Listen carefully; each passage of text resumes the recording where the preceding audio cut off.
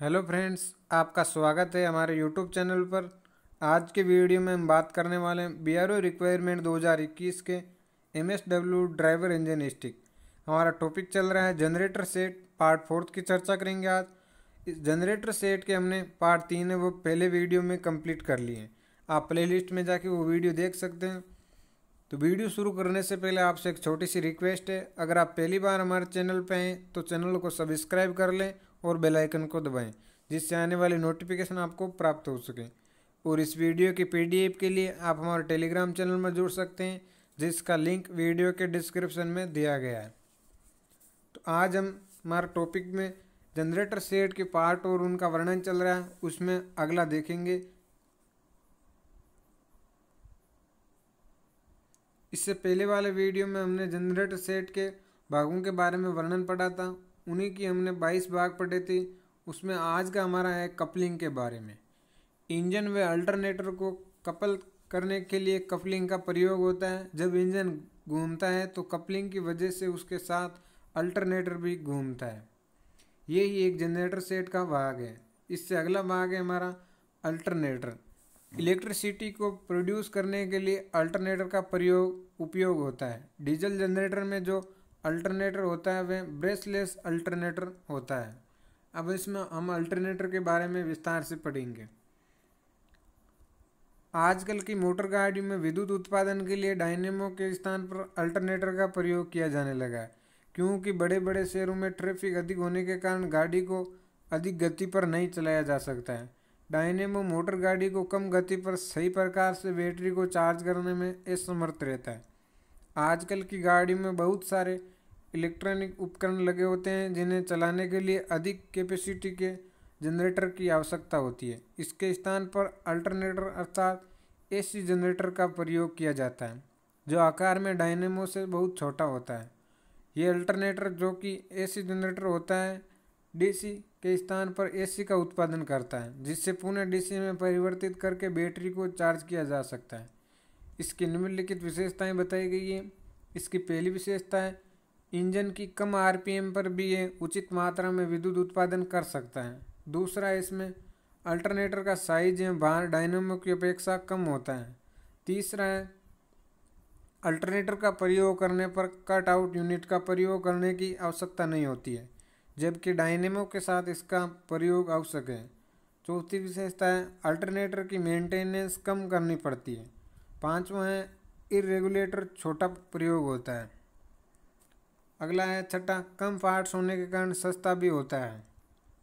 आगे हम इसमें देखते हैं अल्टरनेटर के प्रयोग से लाभ कौन कौन से होते हैं। अल्टरनेटर का भार डायनेमो की अपेक्षा कम होता है। दूसरा लाभ है ये इंजन की कम स्पीड पर भी काफ़ी करंट उत्पन्न कर सकता है। तीसरा लाभ है साधारण मशीन होने के कारण इसे देखभाल की कम आवश्यकता पड़ती है। आगे इसमें चौथा पॉइंट, हल्का होने के कारण काफ़ी स्पीड में चलाया जा सकता है, जिससे काफ़ी मात्रा में बिजली उत्पन्न की जा सकती है। पांचवा है इसमें वोल्टेज रेगुलेट भी बहुत छोटा होता है, क्योंकि इसमें कट आउट का कोयल नहीं लगा रहता है। इसे और डायोड सिर्फ करंट को ही एक तरफ जाने देते हैं, वापस नहीं आने देते हैं। आगे हम इसमें देखते हैं अल्टरनेटर की बनावट के बारे में, किस प्रकार का बना होता है।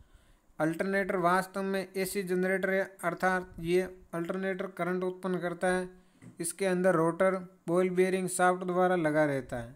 उस शाफ्ट पर पुली लगाकर उससे फैन व वाटर पंप बेल्ट द्वारा घुमाया जाता है। ये रोटर अल्टरनेटर की बॉडी में घूमता है, जिससे स्टेटर कहते हैं। इसके अंदर कॉइल वाइंडिंग फिट की होती है। रोटर के शाफ्ट पर एक स्लिप रिंग लगा रहता है, जिसके द्वारा रोटर के पोल्स को करंट दिया जाता है। जब रोटर स्टेटर के अंदर घूमता है तो मैग्नेटिक लाइन ऑफ फोर्स के कारण स्टेटर की वाइंडिंग में करंट उत्पन्न होता है। जैसा नाम से प्रतीत होता है, ये एक अल्टरनेटर मशीन है, अर्थात AC करंट का उत्पन्न करती है। परंतु गाड़ियों में तो DC करंट का प्रयोग किया जाता है। इस AC करंट को बदलने के लिए सिलिकॉन रेक्टिफायर, जिन्हें आमतौर पर डायोड कहते हैं, प्रयोग किए जाते हैं। ये केवल DC करंट को ही अल्टरनेटर से बाहर जाने देते हैं, AC को नहीं। इसलिए एक ही साइड से करंट जा सकता है, वापस नहीं आ सकता है। आप अल्टरनेटर का चित्र भी देख सकते हैं। अल्टरनेटर वायरिंग चार्जिंग सर्किट के बारे में पढ़ेंगे हम। वायरिंग का एक टर्मिनल माइनस ग्राउंड तथा पॉजिटिव से तार जंक्शन बॉक्स को व यहाँ से एक तार अल्टरनेटर के पॉइंट में दूसरी स्विच और तथा वोल्टेज रेगुलेटर को जाती है। स्विच से एक तार इंडिकेटर लैंप रेगुलेटर के एल तथा दूसरी SW स्विच पॉइंट को जाती है। वोल्टेज रेगुलेटर में एक तार रोटर की फील्ड वाइंडिंग के लिए तथा बाहरी रिले के प्रयोग किए जाते हैं। आप चित्र के द्वारा समझ सकते हैं अल्टरनेटर वर्किंग सर्किट ए व्हीकल किस प्रकार कार्य करता है।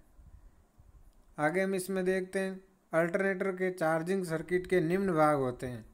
इसमें पहला है बैटरी, दूसरा है एम्पीमीटर, तीसरा है इग्निशन स्विच, चौथा है इंडिकेटर लैंप, पांचवा है रेगुलेटर बैटरी जोड़, छठा है वोल्टेज रेगुलेटर, सातवां है 1 टर्मिनल, आठवां है F, नौवां है A टर्मिनल, 10वां है आउटपुट टर्मिनल और 11वां है अल्टरनेटर बॉडी।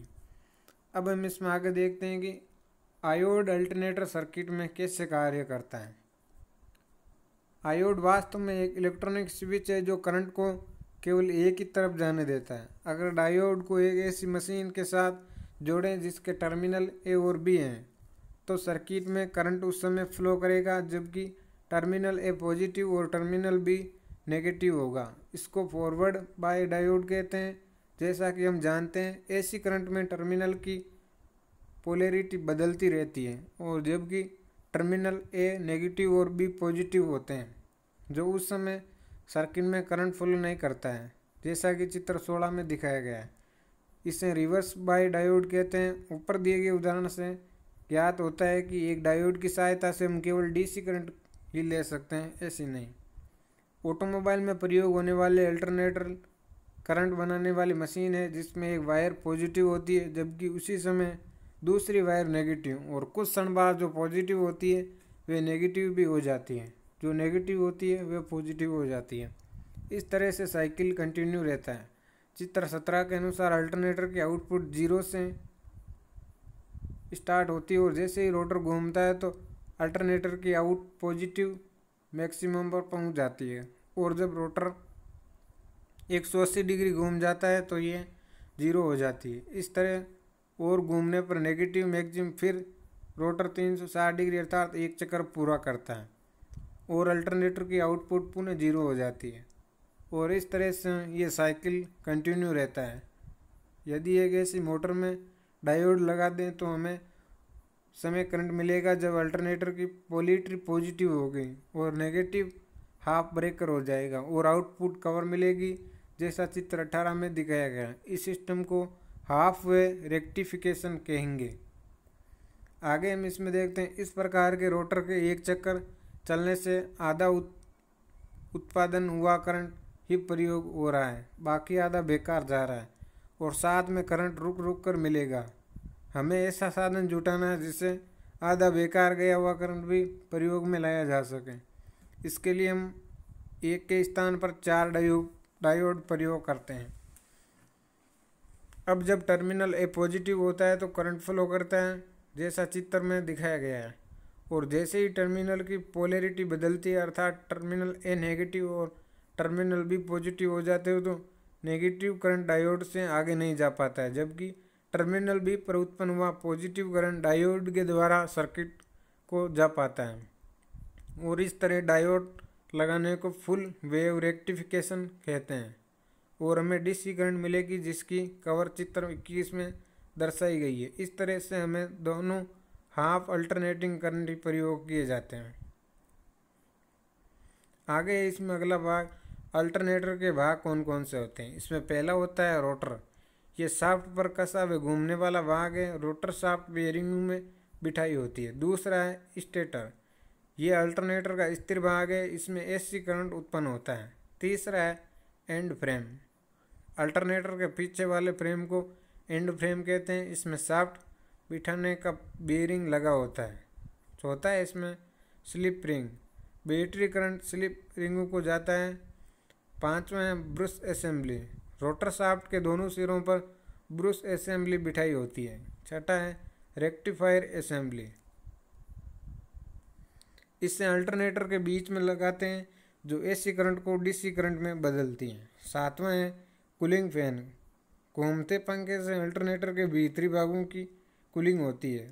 8वां है डायोड। ये विद्युत करंट को एक ही दिशा में जाने देता है, वापस दिशा में आने नहीं देता। इस प्रकार हम कह सकते हैं कि वन वे चेक वाल्व की तरह कार्य करता है। तो आज की वीडियो में इतना ही। नेक्स्ट वीडियो में हम जनरेटर सेट के जो बाकी बचे पार्ट हैं उनको कंप्लीट करेंगे। आपको आज का वीडियो कैसा लगा कमेंट करके ज़रूर बताएं। अगर आप पहली बार हमारे चैनल पर हैं तो चैनल को सब्सक्राइब करें और बेल आइकन को दबाएं, जिससे आने वाली नोटिफिकेशन आपको प्राप्त हो सकें। इस वीडियो के PDF के लिए आप हमारे टेलीग्राम चैनल में जुड़ सकते हैं, जिसका लिंक वीडियो के डिस्क्रिप्शन में दिया गया है। धन्यवाद दोस्तों, मिलते हैं नेक्स्ट वीडियो में।